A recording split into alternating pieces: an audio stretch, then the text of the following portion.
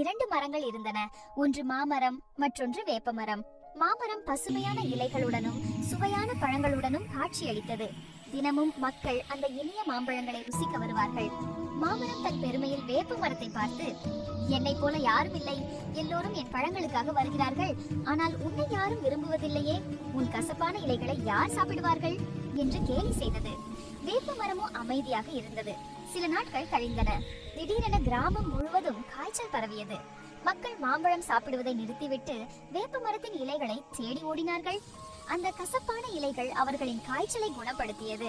மாமரம் வியப்புடன், நான் இனிப்புக்காக மட்டுமே மதிக்கப்பட்டேன், ஆனால் நீ மக்களின் உயிரை காப்பாற்றுகிறாய், உன் மதிப்பு எவ்வளவு பெரியது என்று உணர்ந்தது.